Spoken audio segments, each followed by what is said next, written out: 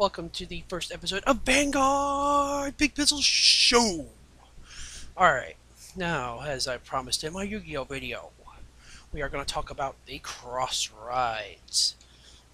Alright,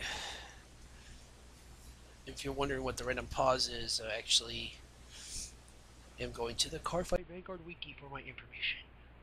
Because the Cardfight Vanguard Wiki is where all the information is. Because it is awesome. And now, dun, dun, dun, dun, we are going for the cross rides. Now, out of all the cross rides, I'd have to say my favorite one, because it takes a lot of skill to run, would have to be Majesty Lord Blaster. Because he's takes skill and he's a blaster. Even though I don't like Royal Paladins, I don't really like any Paladins, but come on, we have to all admit, Majesty Blaster Lord has that badass art about him. So we're going to talk about Majesty Blaster Lord first. Majesty Lord Blaster.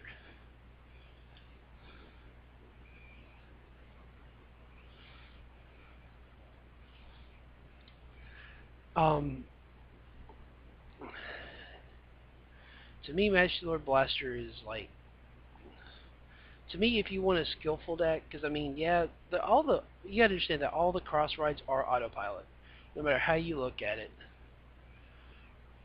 But the one that takes more skill to run because you have to run certain cards and play it right is Majesty Lord Blaster. Majesty Lord Blaster. He has a continuous ability in the Vanguard circle that says Blaster Blade, ooh, Archie card, and a card named Blaster Dark, oh, Archie Ren card. In your soul, this unit gets plus 2,000 slash plus 1 critical. Yay. Right? You're just like, well, that's actually pretty good. But the problem is it requires 2 cards in the soul. It's kind of, kind of one of those things where to me it's kind of situational. And his auto, and when he comes in the Vanguard circle, that means auto means when he comes into play. That means you can't do it afterwards. It has to be when it comes into play. Choose a unit named Blaster Blade and a unit named Blaster Dark from your rearguard circles. Doesn't matter where they are as long as they're in the rearguard circles. And put them into your soul. When this unit attacks, you may pay the cost. If you do, this unit gets plus 10,000 power until the end of that battle. Yeah! So for one turn, he becomes a 2200 with 1 critical. Not including the Twin Drive. Yeah, the ultimate answer to that has to be Perfect Guard. Just like all the cross rides have one major weakness, and that's a Perfect Guard. Alright? He starts at a base 10,000. He's a grade 3 with Twin Drive, yet, and all the normal stuff. So, my honest thoughts about Majesty Blaster Lord, just like any other cross ride, well, not cross ride, but, he's not really I wouldn't really consider Majesty Blaster Lord a cross ride because he's not a cross ride. He's just a grade 3 that has awesome abilities that requires 2 cards to really do anything. You know what I mean? The awesome thing about him, though, is that there's a whole deck around him. So if you can't pull him off in that deck, there's a problem. My favorite card in that deck of the Majesty Blaster Lord builds have to be Wingo Brave because I love dogs. In this game, I love dogs. They're just too good. Like, I think you can easily run a Garmore Majesty Blaster Lord build and be just all kinds of funny. It's like, I'm gonna ride Garmore, call Blaster Blade, Blaster Dark to the rearguard circle, do all this crazy stuff, and then ride Majesty Lord Blaster, put him into the soul, 2200 for a turn, but you also have Snuggles in the back rear guards to make sure that the attack can go through. If they don't have the perfect guard, they're pretty much screwed. Now for my second favorite one, Phantom Blaster Overlord.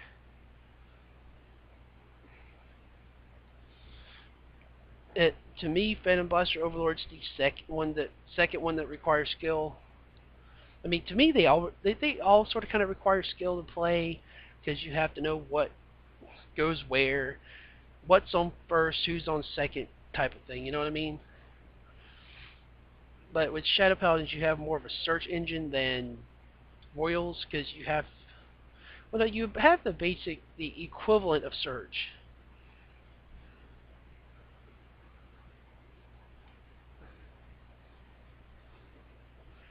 You know what I mean? You have that equivalence of search, sort of like in what's it called? Full Metal Alchemist, where it's the like equal exchange or equivalent exchange or something like that. It's basically the same thing. If you're running cross ride, you better run search. Phantom Blaster Overlord. Its this effect applies in the Vanguard or Rearguard circle. If you have a non-Shadow Paladin Vanguard or Rearguard, it gets minus 2,000. Wah wah wah. Who's gonna run Phantom Blaster Overlord in a mixed deck? Seriously. If you have a card named Phantom Blaster Dragon in your soul, it gets plus 2,000. Woo! Counterblast 3. If a card named Phantom Blaster Dragon Overlord... Oh, choose a card named Phantom Blaster Dragon Overlord in your hand and discard it. When this unit attacks, you may pay the cost. If you do, this unit gets plus 10,000 plus 1 critical. So either way, it's a 2,200 attacker with a critical. You know what I mean? It's just... Wow! One-hit wonder. Perfect guard answer. 11k base. Grade 3 twin drive cross ride.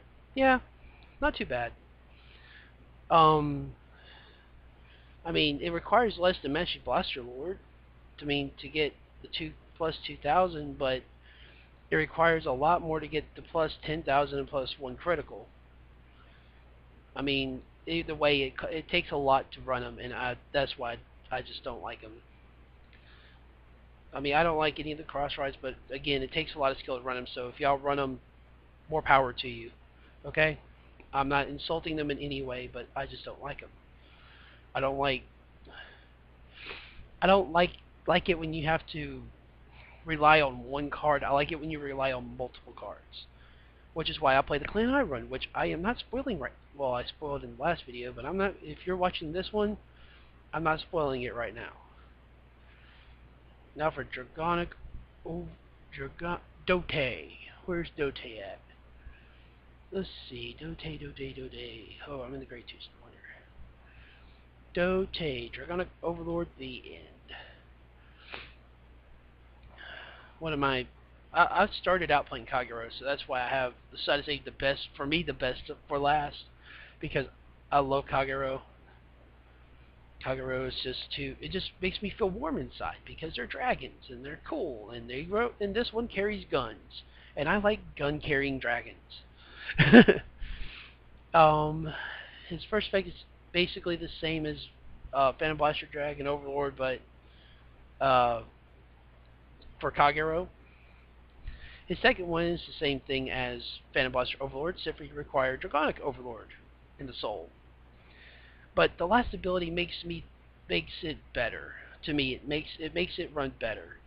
Counterblast 2, choose a card named Dragonic Overlord, the end, from your hand and discard it. So instead of counterblasting 3, you only counterblast 2. Saves more counterblasting, which I like. And you discard it. When this unit attacks hits, you may pay the cost. If you do, stand this unit. There's the issue. It has to hit. So, I mean, perfect guards are an answer to it. Perfect guards are pretty much an answer to everything. But, I mean, Dote, I think he was a little underpowered. But also kind of overpowered as well. I would like to have seen a Counterblast 3 rather than a Counterblast 2.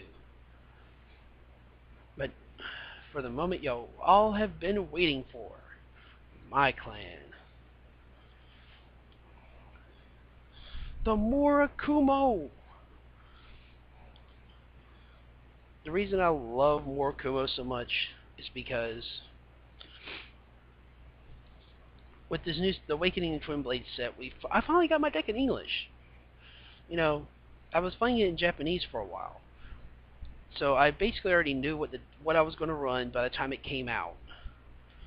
I already had the idea of what I'm going to run, how it's going to run, how I can make things happen. But there was only one thing that I didn't anticipate. Out of 4 boxes, getting 3 Mandala Lords. So I kind of threw in Mandala Lord from my original build. Like, I didn't run it in my original build because I didn't think it would do good. Then I was like, well, let's try 3 Mandala Lord. Then I'm like, oh my god, this card's ridiculous. I mean, it stops everything. It's like if you don't have a perfect guard, have Mandala Lord.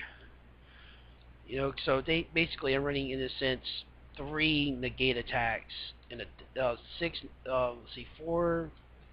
2 perfect guards, 4 Mandala Lords, 6 negated, 6 ways of stopping my opponent's attacks from dealing any real damage. Alright, we're going to start with the grade 0s.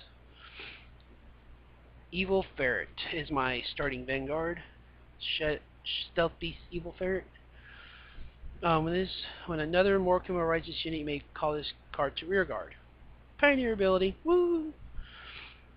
While it has an activated ability in the rear guard, put this unit into the bottom of your deck. Choose up to 1 Morcom from your hand, call it to the rear guard. At the beginning of the end phase of that turn, return it to your hand. Now, there has been a lot of speculation about how this card works. You can basically, you can call any grade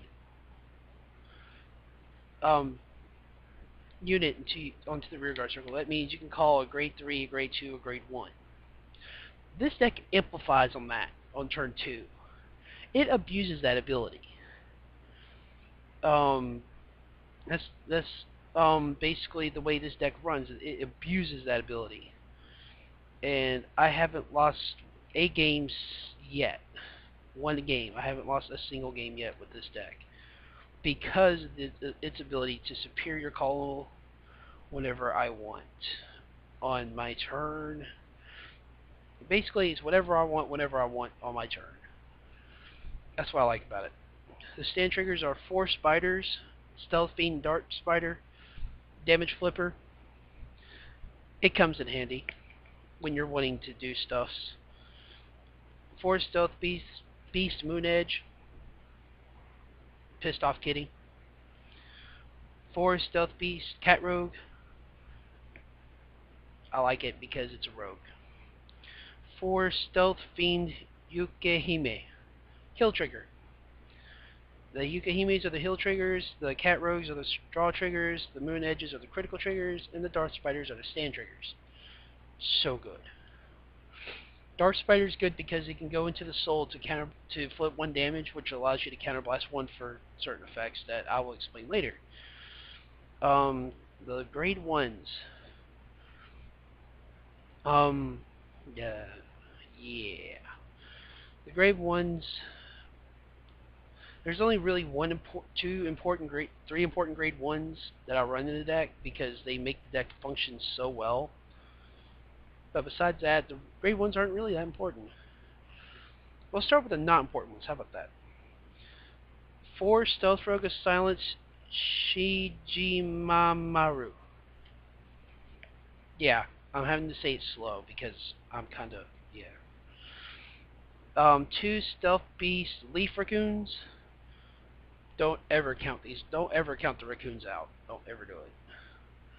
Now for the important grade 1s. We'll start with my favorite ones. 2 Stealth Beast, Leaves Mirage, the Perfect Guard. Actually, in this new set, the Perfect Guard's got the new art for the new Perfect Guard art, where it has like the gold thingy and it has the Sentinel ability, which is, I'll go ahead and read it to you. Sentinel, you may only have up to 4 cards with continuous Sentinel in the deck, unless it's Royal Palace for some odd reason. I don't get that. I guess they're like the Godchild or something like that. 3 Stealth Dragon, Turbulent Edge. This guy I ride to when I have to play aggressively. Like if I'm on the attack and not on the ride. Well, either way you're on the ride. But if I'm on the attack and I want to have a Mandala Lord in hand, I start with him and attack, and then if it hits, I get Mandala Lord, and it just gets ridiculous.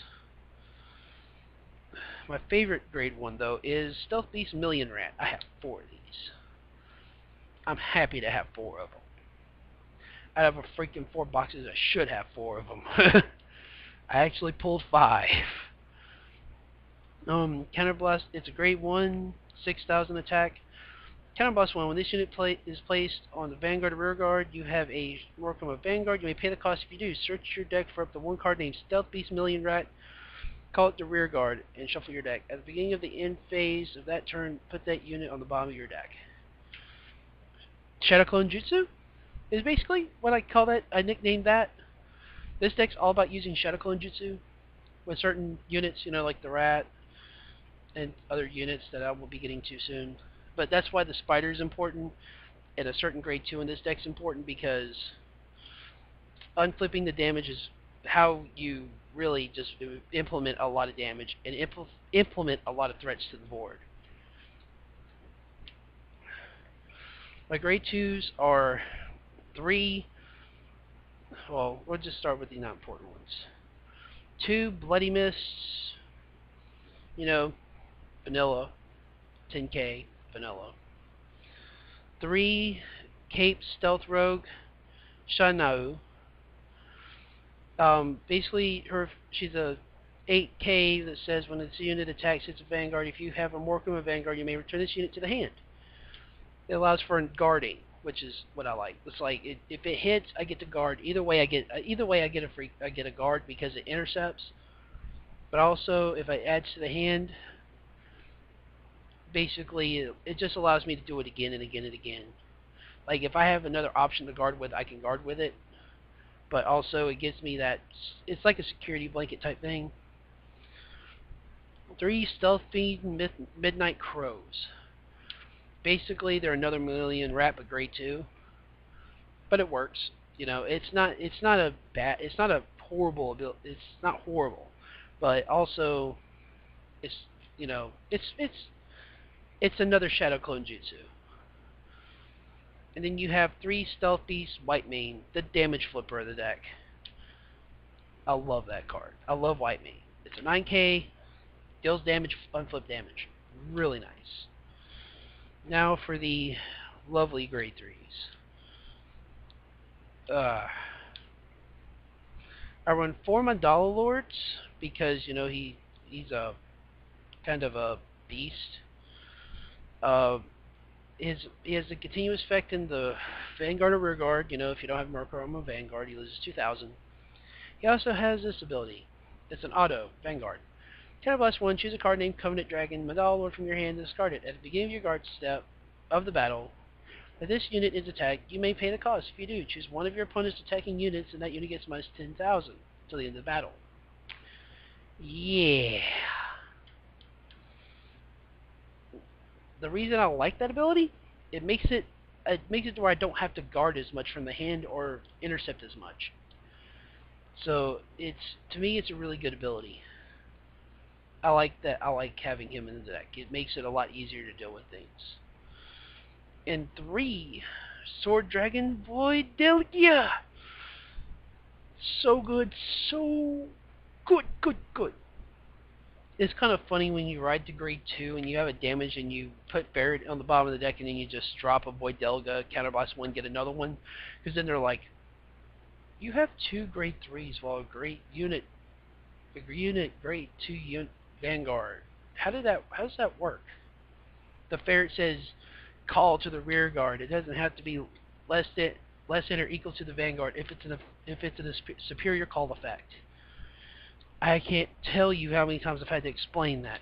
I'll probably be taking this to one of those big tournaments soon, and they'll be like, you can't do that, and I'll be like, yes I can. No you can't.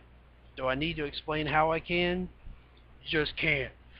Actually I can, because Ferret says is a superior call for Murakumos from the hand, and if I have Void Delga I just call it and just go to your dome. There's not much you can do about it. Well, yeah. If there's any topics you want me to talk about in Yu-Gi-Oh!, Vanguard, or Magic, just put them in the comments below, and I will do my best to get to them. And if you want me to talk about your deck list, put it in the comments below, or PM me on YouTube. Doesn't matter. Just because I don't have a Facebook yet, and I'm working on that. And I'm working on a lot of stuff to get this thing going. Just let me know what you want me to do, and I will do my best to get it done. Um, and y'all have a good day. This is the Big Brizzle Show. Am I a